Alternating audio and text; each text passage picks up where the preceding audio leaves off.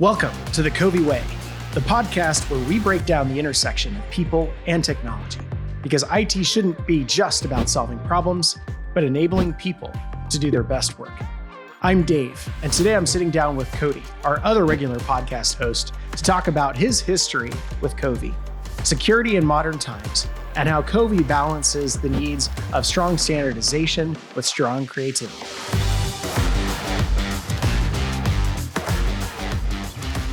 Cody Lents, the two interviewers unite.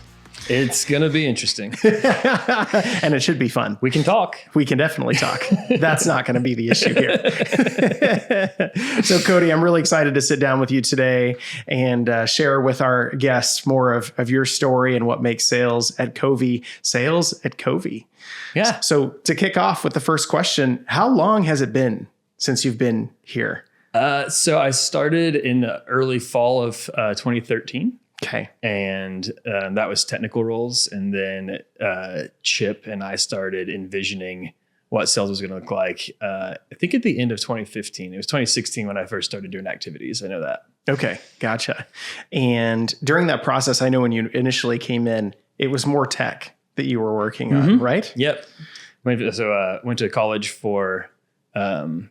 I'm not exactly sure what my degree is called, but the focus that we did was networking and security. I think it's just a general IT degree on paper.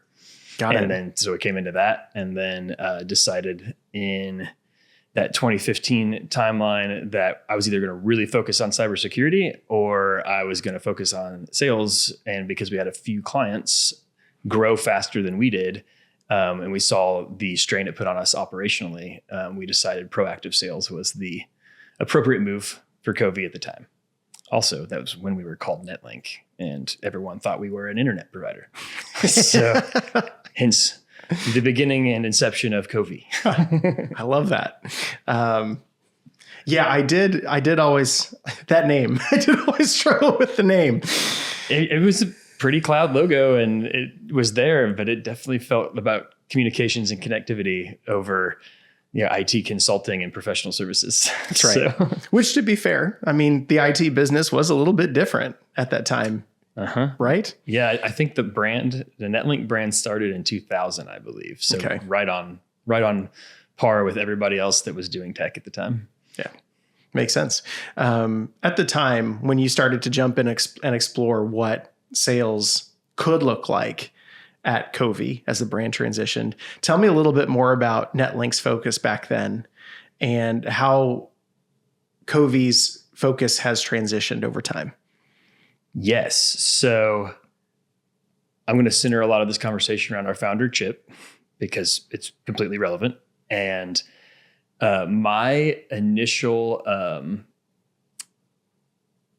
move into account management and sales was let me figure out this amazing thing that Chip has been doing over the years and find a way to replicate it, standardize it, and then scale it. And I feel like I was moderately successful of that over the time. But I do know that like when I'm consulting a startup, because typically they're looking for information, not partnership at that time, I do know one of the main components when I'm in that room of consultants that's talking to a founder or a group of founders is that when they talk about sales or the chief revenue officer level of maturity, it is your first stage of that is to get someone in there that's going to follow you around for a year and write down everything you do so that they can start to create a sales department as opposed to an entrepreneurial department, basically. And I,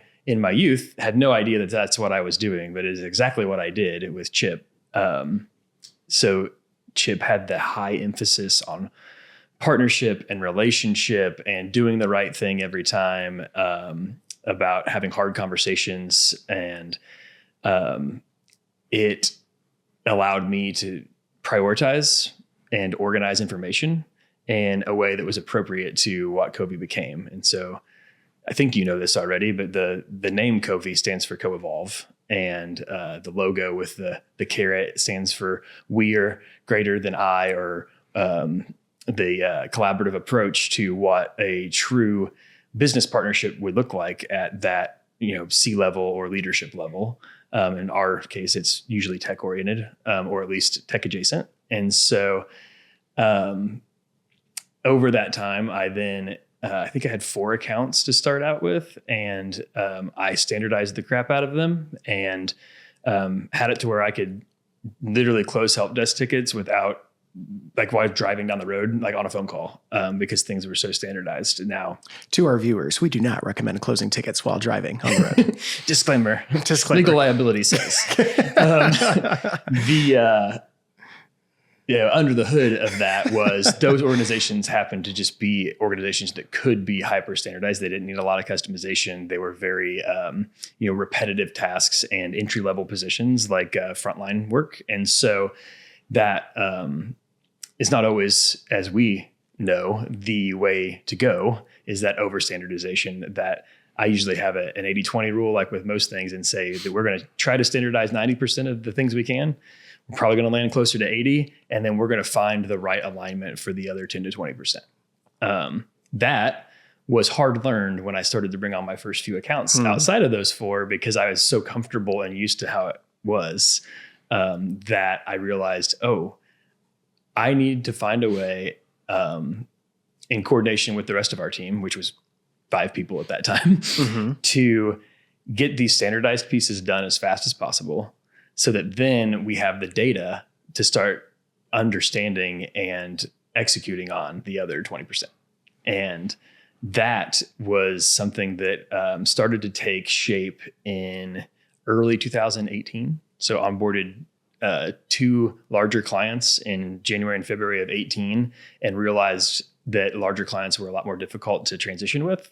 And that was the beginning of where we've landed today, with strategic partnership and alignment and implementing technical operations and those types of things at organizations. It was a lot of client and COVI pain in the early 2018 as a result of bringing in a more larger small business that was around 50 staff members, instead of before then we were usually 20 or less. Got it. As we excelled forward at the end of 2019 with getting to the over 100 staff member count, we realized that value proposition that we thought would diminish the closer we got to that actually started getting better, that we were able to provide more value to our partners than we were before. So then I got to go on a whole other journey during the COVID reprieve, is what I will call it. Luckily enough, we had remote access pretty scalable at all of our organizations, so it didn't take a lot of lift for the COVID requirements, and it allowed me to take a little break and get to some creative thinking on the things I was seeing with that larger level client, which that's the journey of nothing to where we are today. I know that remote access piece was a unique part of our history compared to a lot of other MSPs. Oh yeah. We definitely consider COVI and or Netlink an early adopter in that space. Yes. Tell us more about Jack's vision for that and how that came to be. So going back to standardization, and I know that you know this, but for all of you, Jack, who I love dearly, and I like to fight. And he has standardized the crap out of everything. And I am, let's make this even more valuable for the client. And sometimes those don't align. When they do, it's great. And when they don't is when we get to be creative, which is my favorite part of my job, is getting from the conflict to the resolution. That however long that journey is, that is the puzzle that is so fun for me to do, which is the same thing that we do in our consulting engagements with clients. It's, hey, here's the problem. Here's our constraints. You would like us to have this silver bullet, but if we do this, this, or this, then we're not going to be able to recover you as fast, or you're going to be this much more exposed to risk, or your people will be this much less efficient. And so, and if we can pause there, just to call out, for the sake of the show, but because it's something you and I talk a lot about. Tension is good. Yes. Conflict is good. Yep. Without tension, there is no growth.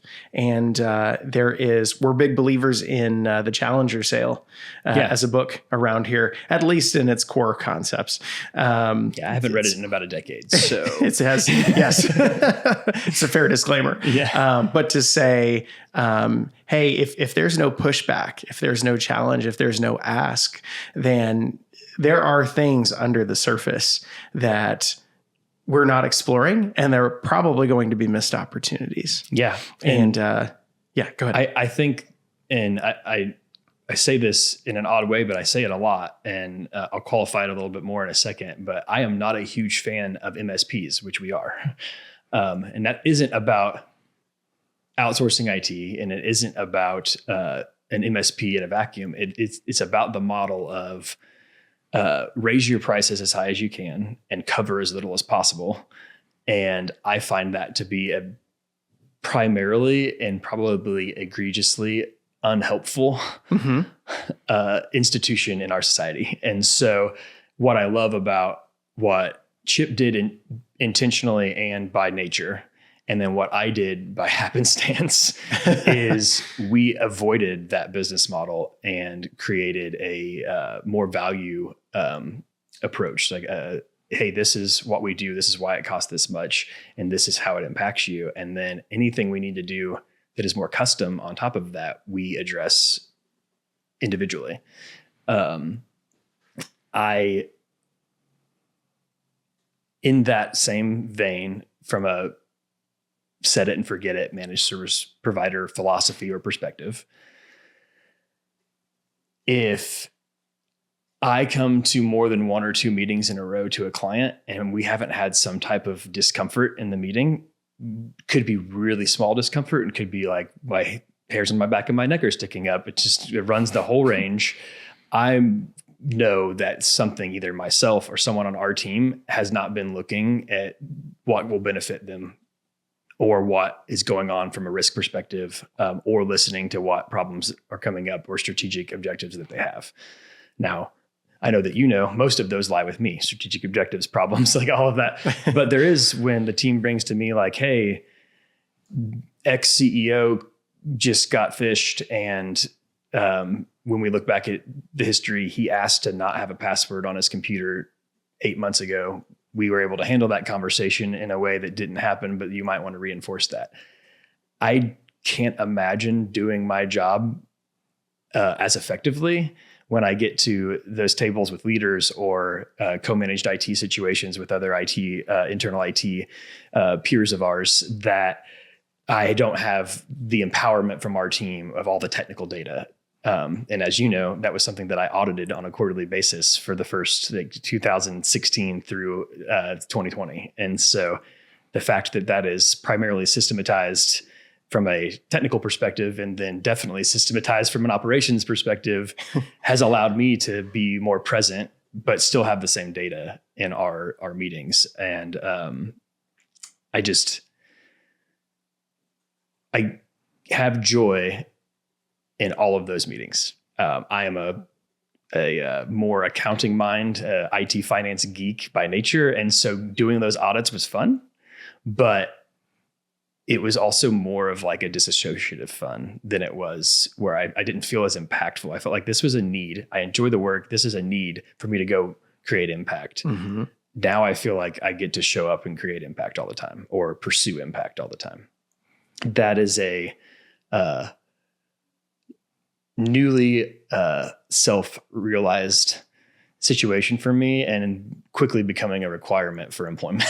It's so much more energy in that space. And I remember being like going down through spreadsheet and being like, man, if I could do this all day, that would be the life. And now then I would like get 3 days of that in a row and I'd be like, this should all be automated. Why am I doing this? And so the fact that we're at a place where I can show up with valuable information and data and then be present for strategic conversation and empathy is a frictionless reality that I never thought would exist, or could exist, I should say. Never thought could exist. So yeah, that's good. Let's take a step back and talk more about standardization versus customization.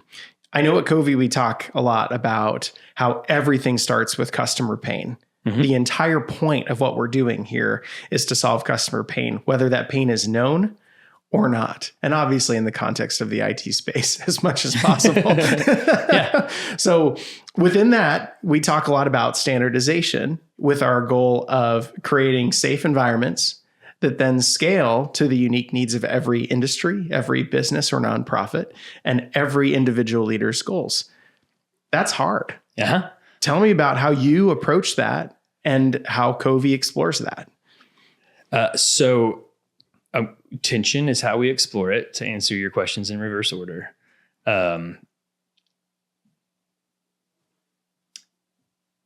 It is impossible for an organization of more than made up numbers, 1 to 3 people, to provide fully custom services all the time.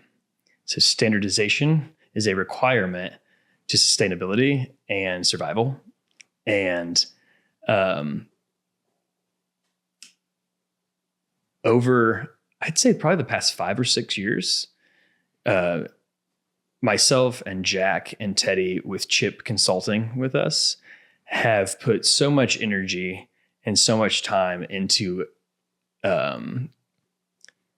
finding the impact and value of that standardization for our clients, so it wasn't so COVI centric. The COVI centric piece is a real situation. That is reality, and it is a necessary requirement.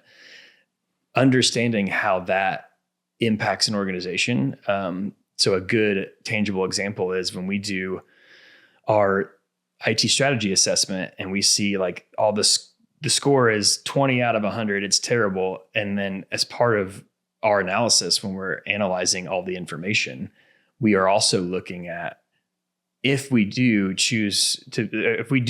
find that we're a good fit for this organization's problems and complexities and infrastructures, and they do choose to go with us, what does that score look like right after we're done reaching the COVI standardized baseline? And more often than not, we're in the 80s or 90s. And that's not how it always was back in the early days, but in the past 5 years or 4 years, it has been a significant change. And we've had a few organizations that were a lot more mature in their IT journey, where it was less impactful. It was more of like a 50 to 80 than a 20 to 80. But I've had one where I like a one-liner in most of my assessment response sessions where it's like, hey, this looks really bad. It almost always does for an organization at the stage of the game that you're at. And just realizing it's almost like the opposite of sticker shock.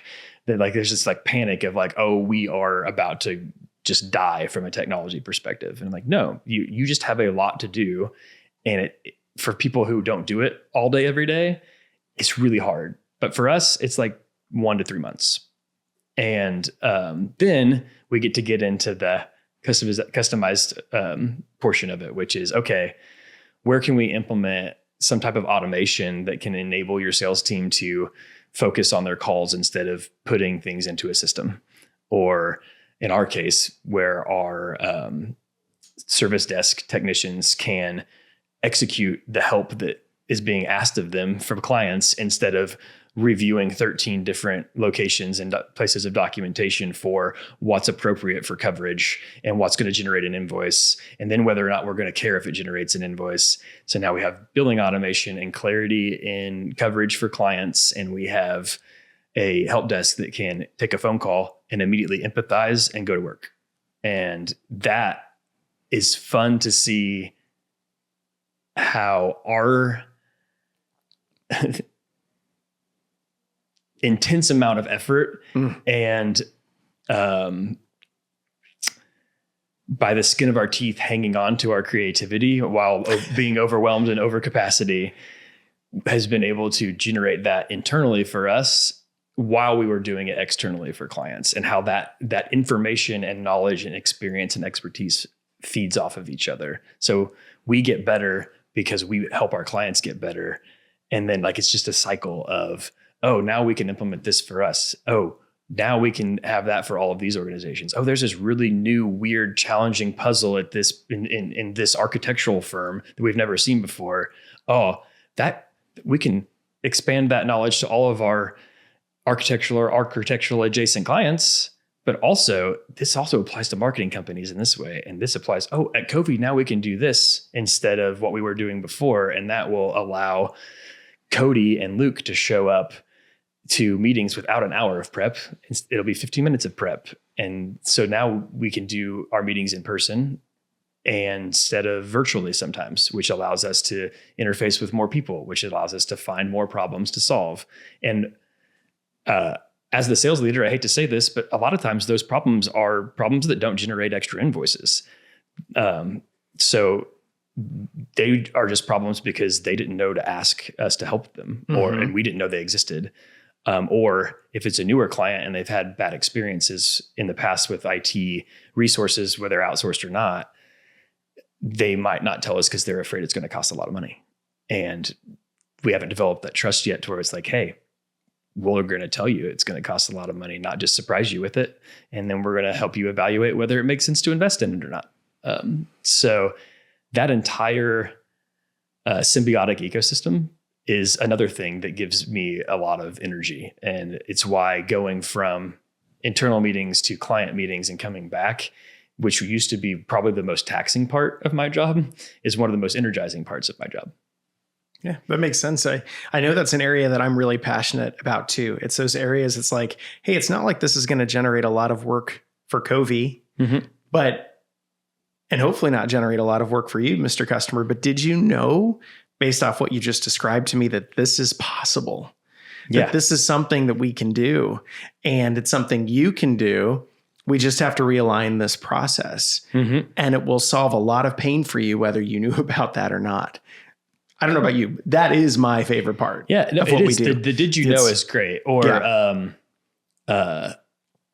when I ask a question, and I wish I had an example in my head right now, but when I ask a question in a meeting and then they go, I don't know. And then my only response can be, well, why not? Because it's something that looks like it should be a super obvious situation, but it's just something that we innately ignore because we have over the years. It's like using a dull pencil because you don't have a pencil sharpener. You don't want to carve it with a knife. Like I didn't know that there was a better way. Yeah. Just didn't know, man. That's great. And getting back to the point around, strong structure and standardization, we do believe at COVI that standardization and a strong foundation or baseline is what allows us to then get creative. In other words, without that foundation in place, without just the right amount of structure, it's impossible to build out this arm and, this wing. If you have solid stability that creates the room for creativity, then amazing things can happen. And that's the detail we obsess about. When I was with Apple, we talked a lot about how doing things with excellence and doing things with detail takes a lot of time. It's relatively easy nowadays. This is going to sound crazy, but it's relatively easy nowadays for someone to create and sell a cell phone. A lot of stuff inside is actually pretty standardized, especially if you're looking at the Google operating system. But it's probably not going to feel great. It is probably going to be kind of clunky to use. Feel or both? Both. Because while a lot of people can put modules together and make something work, it takes a lot of time to get the detail and feel right. We used to talk about the corners on the iPhone. I think we called them, I can't remember if it was squangles or squircles, but we had a fun name for it because it wasn't quite a circle and it wasn't quite a rectangle, and it made for a really unique feel in the corner that you didn't even think about. It just felt right. And I like to think about our IT processes that way. A lot of companies can come up with a process. We can come up with an IT guideline, an IT standard. But it's another thing to come up with just the right standard that maximizes security and safety while also enabling customization. And I would say that's true for policy as well as for process. When you said that, I thought of how we spent like a month of last year working or planning, and then we had to execute the recording of the videos after that, but planning our like welcome to COVI videos for new clients. Because over the years, it's like, well, my computer keeps telling me to reboot for updates and I don't want to do it. And then it does it on its own, and it did it right when I was up against a deadline. And like the conversation is like, yeah, you ignored it at least 10 times and then it did it, and I can't help that. but the time that you couldn't ignore it just happened to be one of the really impactful times. And I'm really sorry. That really sucks, but there's not a lot we can do. And actually at that time, Microsoft forced that reboot. It wasn't even a COVI enforcement. And exactly. So I think that's changed now, but again, I'm not under the hood enough to know. Don't quote me on that. But one of the things that we do is we have a few cybersecurity, like philosophical, education moments in the videos, because it's really frustrating to have to do things from a cybersecurity perspective when you don't understand why. And so IT departments, whether it's a managed service provider or a big corporate internal IT department, are really bad at telling people why things are the way they are. Mm-hmm. It's a non-malicious dictator mindset, because of the fact that they probably have 300 tickets to close, and you're going to, this conversation is going to take me what would take me the same amount of time to do 3 tickets. And so that is the culture of IT, especially I would say internally. And for that education campaign and the empowerment of like, hey, yeah, it really does get annoying to have to pull your phone out and work through your multi-factor authentication every time you do that type of activity. But it feels like you're losing a minute here and there, and those minutes add up, and you might be losing 10 minutes a week to that process, which feels unproductive and inefficient compared to former processes of, don't have a password, or you have them memorized and you move forward. But if you experience even a limited cyber breach, you're going to experience probably minimum of 24 business hours of disruption. And those little 10 minutes don't add up to that for years and years and years. And so it is a really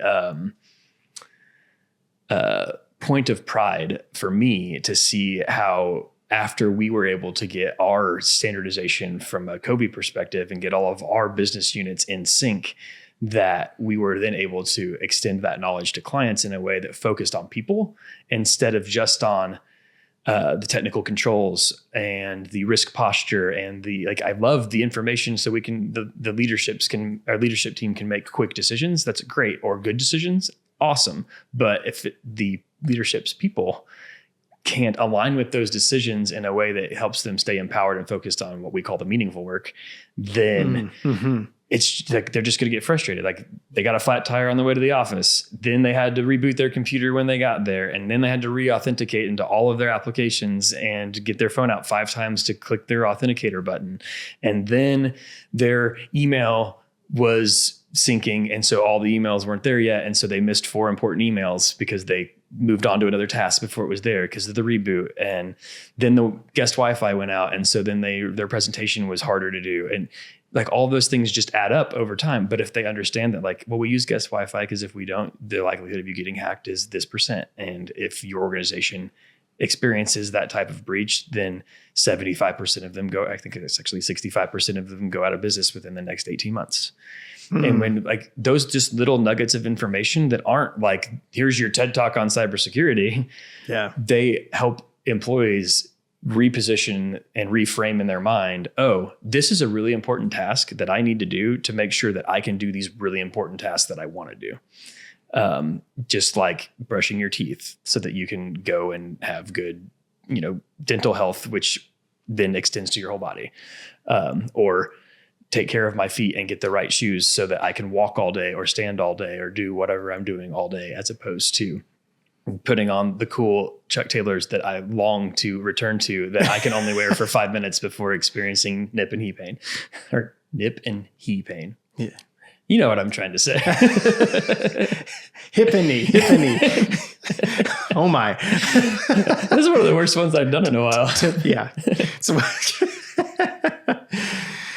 all right. As we wrap today, I'd like to bring us home by tying in more of what we talked about to security. So what you were just getting into, because I feel like that's the area where concepts like strong foundations and standardizations against users being able to do the work that matters. I think that's where this conversation matters the most, because we could make the most secure environment in the world and nobody would ever get any work done. Yeah.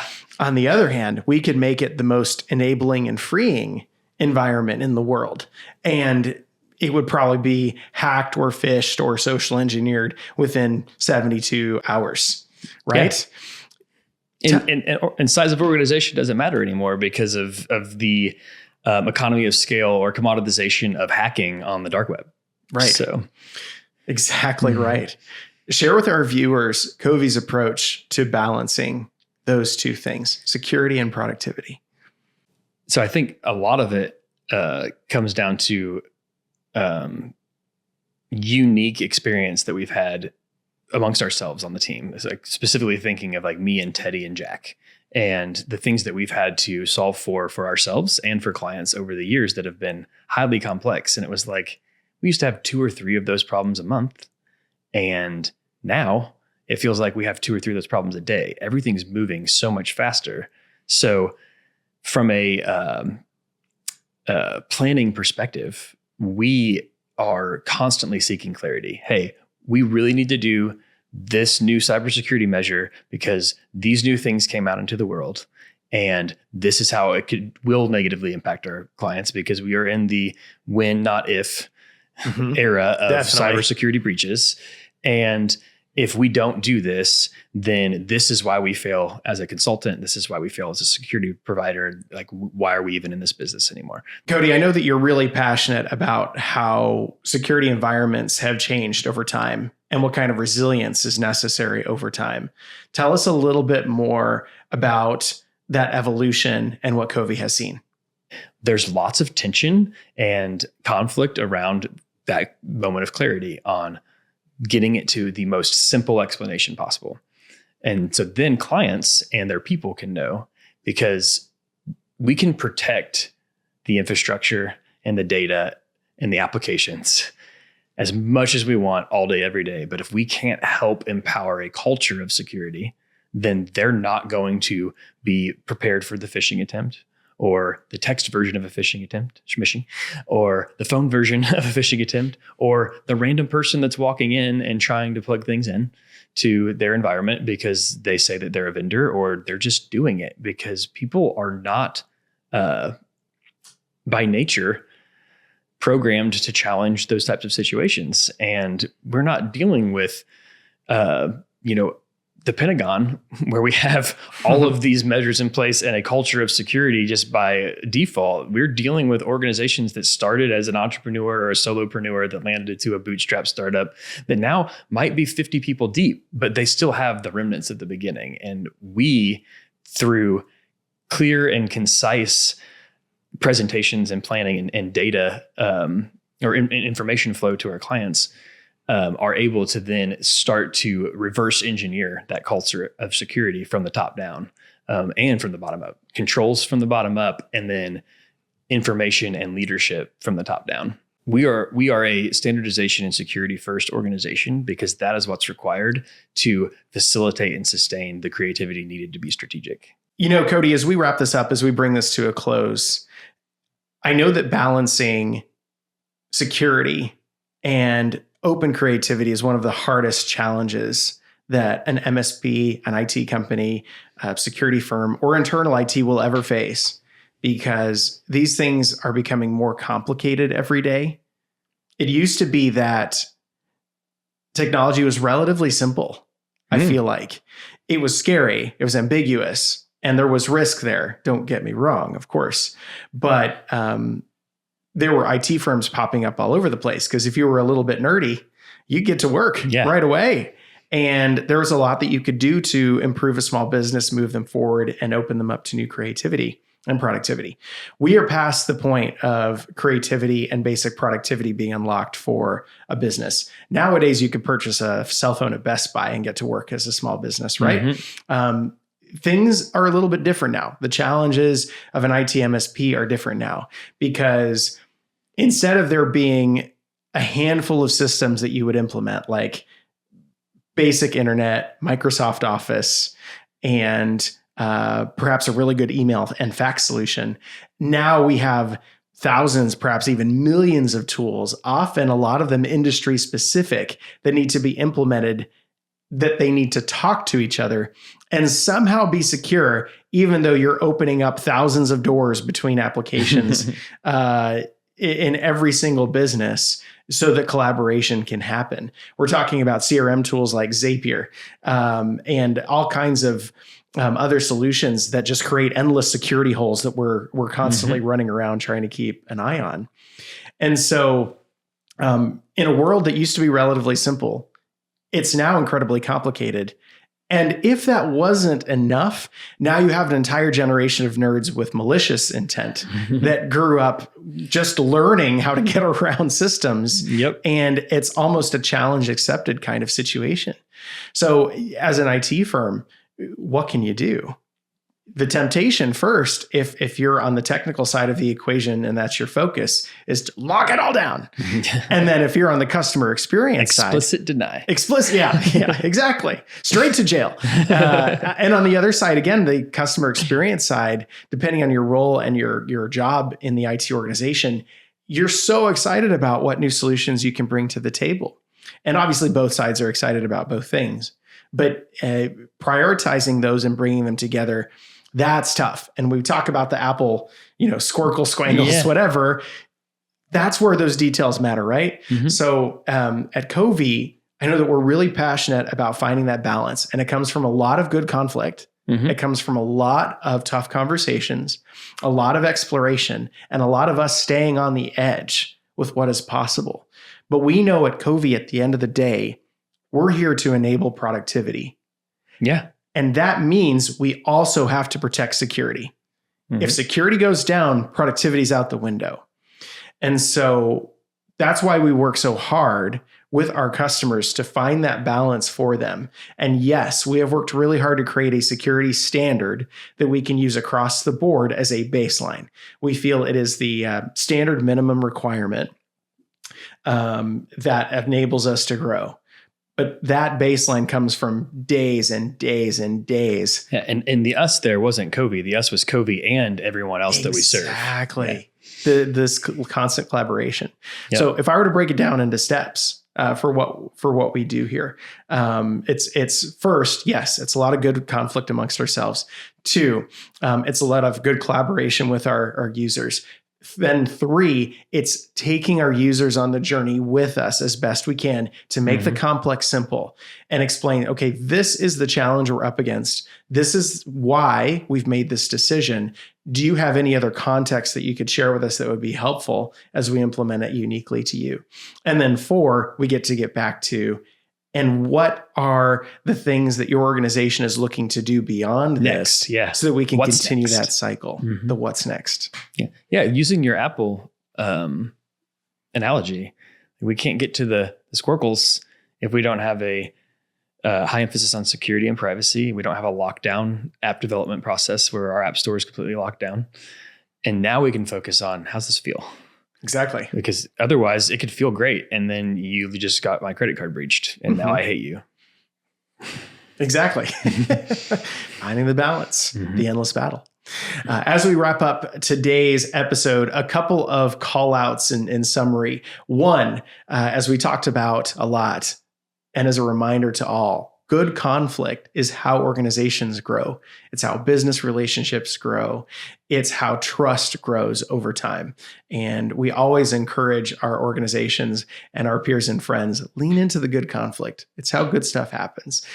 Two, you don't have good productivity without good security. The two have to go hand in hand. If you have one without the other, you have a system that is going to fail. And point number three is a reminder, and we can't understate this. It's not an if a security breach or security attack is going to happen. It's when. That is the current age of technology. COVI's passion is to make it so that it is a bug on your windshield, like it never even happened, and we wipe it away and it's gone. And again, a lot of organizations can fight for good security, but at COVI, we're passionate about balancing security with creativity and productivity. And we believe that's how organizations grow. And we love partnering with you, and we'd love to continue to partner with you as we see what's on the radar and open up your organization to new possibilities. And that's a wrap. We'll see you next time here on the COVI Way.